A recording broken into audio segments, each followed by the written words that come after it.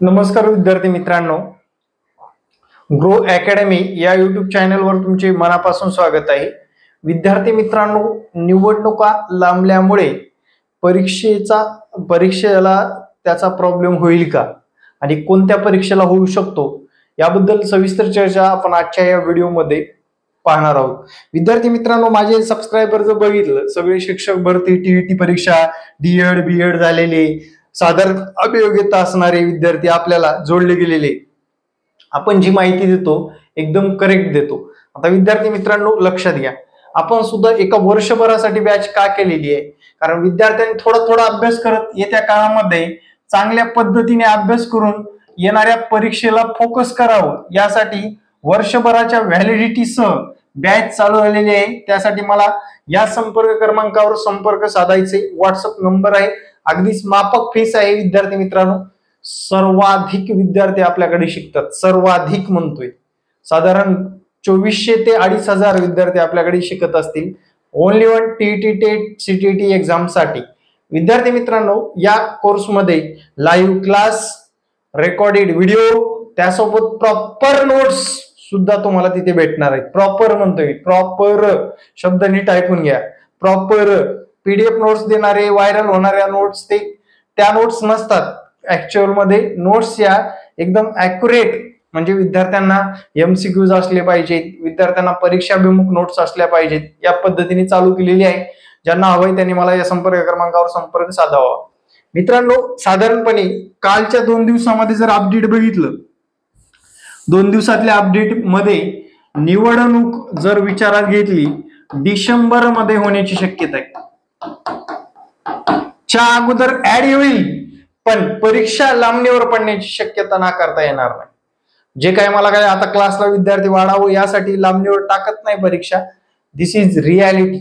निवडणुका डोळ्यासमोर जर ठेवून विचार केलं तर मित्रांनो, लक्षात घ्या, टीईटी एक्झाम ही जरा लांबणीची शक्यता आहे।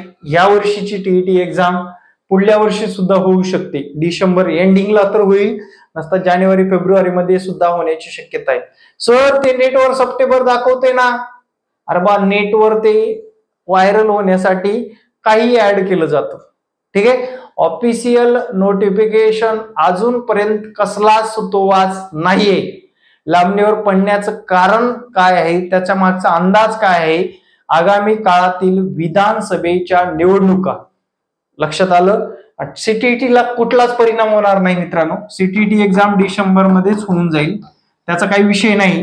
कारण सीटीईटीचा आणि विधानसभेचा काही घेणं नसतं, ती सेंट्रल टीईटी एक्झाम असल्यामुळे त्याच्यामध्ये कुठलीच अडचण येणार नाही। पण टीईटी एक्झाम थोडीशी पुढे जाईल। टेट एक्झाम होईल का सर? 100% मित्रांनो, पुढे टेट एक्झाम आहे आणि 100% जागा भरल्या जाणार आहेत भविष्यामध्ये सुद्धा। त्यामुळे या परीक्षेची, टीईटी असेल, सीटीटी एक्झाम असेल, टेट एक्झाम असेल, थोडा थोडा सिरियसली अभ्यास करत राहावं, स्टेबल राहून अभ्यास करावं, तरच विद्यार्थी मित्रांनो, ज्यांनी 2021 मध्ये खऱ्या अर्थाने ध्येय प्राप्तीसाठी कष्ट करायला सुरुवात केली होती, 2021 मध्ये म्हणतोय, 2024 मध्ये त्यांना यश मिळालेलं आहे।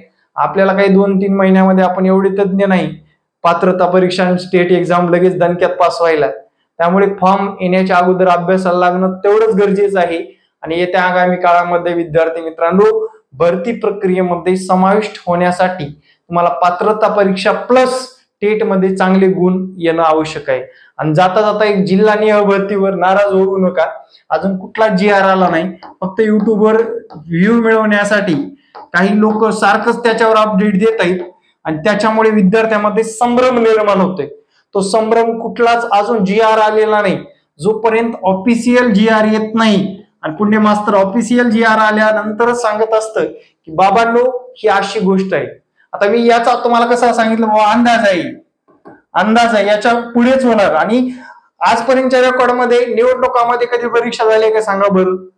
त्यामुळे जिल्हानिहायचा जो काही निर्णय आहे, जे केसरकर साहेबांनी बोललेले आहेत, भविष्यामध्ये जर बदललं सरकार तर त्यांचा वेगळा काहीतरी निर्णय असू शकतो। जिल्हानिहाय नाही, पवित्र पोर्टलचं ऍक्टिव्ह राहू द्या, असा पण विषय असू शकतो, ठीक आहे।